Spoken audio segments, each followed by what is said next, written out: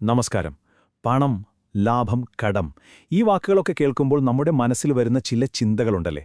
എന്നാൽ ഇവയെക്കുറിച്ചുള്ള നമ്മുടെ കാഴ്ചപ്പാടുകളെ തന്നെ മാറ്റിമറിക്കാൻ ശേഷിയുള്ള ഒരു സാമ്പത്തിക വ്യവസ്ഥയെക്കുറിച്ചാണ് നമ്മളിന്ന് സംസാരിക്കാൻ പോകുന്നത്. അതാണ് ഇസ്ലാമിക സാമ്പത്തിക വ്യവസ്ഥ. ഇത് കുറേ നിയമങ്ങൾ മാത്രമല്ല, അതിന് പിന്നിൽ വലിയൊരു ഫിലോസഫി തന്നെയുണ്ട്. നമുക്കതൊന്ന് അടുത്തറിഞ്ഞു നോക്കാം. അപ്പോൾ നമുക്കൊരു അടിസ്ഥാന ചോദ്യത്തിൽ നിന്ന് തന്നെ തുടങ്ങാം. ഈ പണം അല്ലെങ്കിൽ സമ്പത്ത്, ഇതിൻ്റെയൊക്കെ യഥാർത്ഥ ഉടമ ആരാണ്? ഈയൊരു ചോദ്യത്തിന് ഇസ്ലാമിക സാമ്പത്തിക വ്യവസ്ഥ നൽകുന്ന ഉത്തരം അതിനെ മറ്റെല്ലാ സിസ്റ്റങ്ങളിൽ നിന്നും വേറിട്ട് നിർത്തുന്നു. അപ്പോൾ നമുക്ക് അവിടുന്ന് തന്നെ തുടങ്ങാം, അല്ലേ?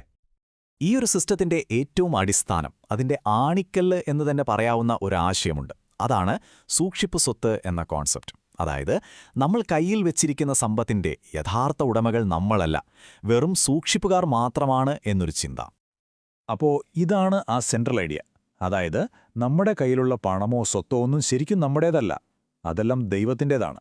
അത് ശരിയായ രീതിയിൽ സമൂഹത്തിനു കൂടി ഉപകാരപ്പെടുന്ന രൂപത്തിൽ കൈകാര്യം ചെയ്യാൻ നമ്മളെ ഏൽപ്പിച്ചിരിക്കുന്നു എന്ന് മാത്രം.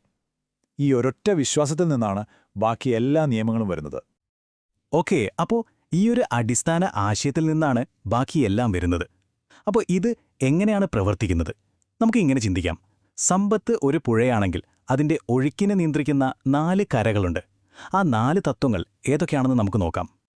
അപ്പോൾ എന്തൊക്കെയാണ് ഈ 4 തൂണുകൾ? ഒന്നാമതായി, എല്ലാത്തിൻ്റെയും ഉടമസ്ഥൻ ദൈവമാണ് എന്ന ആ വിശ്വാസം. പിന്നെ രണ്ടാമത്തേത്, ചൂഷണത്തിലേക്ക് നയിക്കുന്ന പലിശ, അത് പാടില്ല. മൂന്നാമതായി, പ്രകൃതിയെയും സമൂഹത്തെയും നോക്കിക്കൊണ്ടുള്ള ഒരു വികസനം. പിന്നെ നാലാമത്തേത്, ലാഭം മാത്രമല്ല, നഷ്ടവും ഒരുമിച്ച് പങ്കുവയ്ക്കുന്ന ഒരു സിസ്റ്റം, എല്ലാവരെയും ഇതിൽ ഉൾപ്പെടുത്തുക. ഇതില് നമ്മളെല്ലാവരും ഒരുപാട് കേട്ടിട്ടുള്ള, ചിലപ്പോൾ കുറച്ചൊക്കെ തെറ്റിദ്ധരിച്ചിട്ടുള്ളൊരു കാര്യമുണ്ട്. അതാണ് റിബ അഥവാ പലിശയുടെ നിരോധനം. എന്തുകൊണ്ടാണ് ഇതിന് ഇത്ര വലിയ പ്രാധാന്യം കൊടുക്കുന്നത്? നമുക്ക് നോക്കാം. ഇവിടെയാണ് ഏറ്റവും വലിയ വ്യത്യാസം വരുന്നത്. നോക്കൂ, പലിശയിൽ എന്താ സംഭവിക്കുന്നത്? നിങ്ങൾ ഒരാൾക്ക് കടം കൊടുത്തു. ആ പണം വെച്ച് തുടങ്ങിയ ബിസിനസ് പൊളിഞ്ഞുപോയാലും നിങ്ങൾക്ക് നിങ്ങളുടെ പൈസയും പലിശയും കിട്ടും. ഒരു റിസ്ക്കുമില്ല, അല്ലേ? പക്ഷേ പങ്കാളിത്തത്തിൽ അങ്ങനെയല്ല. ലാഭം കിട്ടിയാൽ 2 പേരും വീതിച്ചെടുക്കും. ഇനി നഷ്ടം വന്നാലോ? അതും ഒരുമിച്ച് സഹിക്കും. ഇവിടെ റിസ്ക്കും നേട്ടവും ഷെയർ ചെയ്യാണ്. ഇതിനെയാണ് മുദാരബ, മുഷാറക്ക എന്നൊക്കെ പറയുന്നത്. ശരി, അപ്പോൾ തത്വങ്ങളൊക്കെ നമ്മൾക്ക് മനസ്സിലായി. ഇനി ഇതൊക്കെ പ്രായോഗികമായി എങ്ങനെയാണ് നടപ്പിലാക്കുന്നത്? അതായത്, ഈ സമ്പത്ത് സമൂഹത്തിലെ എല്ലാവരിലേക്കും എങ്ങനെയാണ് ഒഴുകിയെത്തുന്നത്? ഒരു പാടത്തേക്ക് വെള്ളമെത്തിക്കാൻ പല ചാലുകൾ കീറുന്നതുപോലെ ഇവിടെയും പല വഴികളുണ്ട്. പണം ചിലരുടെ കയ്യിൽ മാത്രം കെട്ടിക്കിടന്ന് പോവാതിരിക്കാൻ 1-2 വഴികളല്ലാട്ടോ, 15-ൽ കൂടുതൽ മെക്കാനിസംസാണ് ഈ വ്യവസ്ഥയിലുള്ളത്. ഇതിൻ്റെയൊക്കെ ഒരൊറ്റ ലക്ഷ്യം സമ്പത്തിന്റെ ഒഴുക്ക് നിർത്താതിരിക്കുക എന്നതാണ്. ഇതിലേറ്റവും പ്രധാനപ്പെട്ട നിർബന്ധിതമായ ഒന്നാണ് സക്കാത്ത്. ഇതൊരു വെറും സംഭാവനയോ ദാനമോ അല്ല, മറിച്ച് പാവപ്പെട്ടവർക്ക് പണക്കാരുടെ സ്വത്തിലുള്ള ഒരവകാശമായിട്ടാണ് ഇതിനെ കാണുന്നത്. അടുത്തതാണ് വഖഫ്. ഇതൊരു തരം ലോങ് ടേം സോഷ്യൽ ഇൻവെസ്റ്റ്മെന്റ് ആണെന്ന് പറയാം.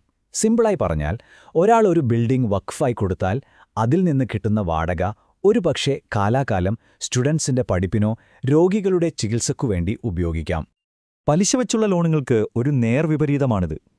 അതായത്, സാമ്പത്തികമായി ബുദ്ധിമുട്ടുന്ന ഒരാൾക്ക് കൊടുക്കുന്ന ഒരു പലിശയില്ലാത്ത കടം. വാങ്ങിയ പൈസ അതുപോലെ തിരിച്ചു കൊടുത്താൽ മതി, 1 രൂപ പോലും കൂടുതൽ കൊടുക്കണ്ട. അപ്പോൾ ഈ പറഞ്ഞ തത്വങ്ങളും സക്കാത്ത്, വഖഫ് പോലുള്ള ഈ സിസ്റ്റംസൊക്കെ എന്തിനു വേണ്ടിയിട്ടാണിതെല്ലാം? എന്താണ് ഇതിൻ്റെ എല്ലാം ആത്യന്തികമായ ലക്ഷ്യം? ലക്ഷ്യം ഇത്രയുള്ളൂ. സമ്പത്ത് എന്നത് കുറച്ചു പേരുടെ കയ്യിൽ അധികാരം സ്ഥാപിക്കാനുള്ള ഒരു ടൂൾ ആവരുത്. പകരം സമൂഹത്തിലെ ഭൂരിഭാഗം പേർക്കും അതൊരു സുരക്ഷയായി മാറണം. അതായത്, സമ്പത്തിന്റെ ഒഴുക്ക് ഒരിടത്തും തടഞ്ഞു നിർത്താതെ എല്ലാവരിലേക്കും എത്തിക്കുക. ഈയൊരു ആശയത്തിന്റെ അടിസ്ഥാനം എവിടെയാണെന്ന് നോക്കൂ. ഈ വാക്യം അത് വ്യക്തമാക്കുന്നുണ്ട്. സമ്പത്ത് ധനികരുടെ ഇടയിൽ മാത്രം കറങ്ങിക്കൊണ്ടിരിക്കുന്ന ഒരു അവസ്ഥ ഉണ്ടാകരുത്. ഇത് വീണ്ടും ഉറപ്പിക്കുന്നത് ആ ധാർമ്മികതയുടെ പ്രാധാന്യമാണ്. മറ്റൊരാളെ ചൂഷണം ചെയ്യാത്ത, അന്യായമല്ലാത്ത ഇടപാടുകൾ, അതാണ് പ്രധാനം. അപ്പോൾ നമ്മൾക്ക് ഇതിൽ നിന്ന് എന്തു മനസ്സിലാക്കാം? ഈ സക്കാത്തും വഖഫും പലിശ നിരോധനവും ഇതൊന്നും വെവ്വേറെ നിൽക്കുന്ന കുറേ നിയമങ്ങളല്ല, മറിച്ച് അനുകമ്പയിലും നീതിയിലും കെട്ടിപ്പൊക്കിയ ഒരു സമൂഹത്തിനു വേണ്ടിയുള്ള ഒരു വലിയ കാഴ്ചപ്പാടിന്റെ ഭാഗമാണിതെല്ലാം. അപ്പോൾ എന്റെ ചോദ്യം ഇതാണ്: ഇങ്ങനൊരു സാമ്പത്തിക വ്യവസ്ഥയ്ക്ക് ഒരു സമൂഹത്തെ ശരിക്കും മാറ്റാൻ കഴിയുമോ? ഈ നിയമങ്ങൾക്കപ്പുറം പ്രായോഗികമായി ഒരു മാറ്റം കൊണ്ടുവരാൻ സാധിക്കുമോ? ഈയൊരു ചിന്ത ഞാൻ നിങ്ങൾക്കായി വിട്ടുതരുന്നു.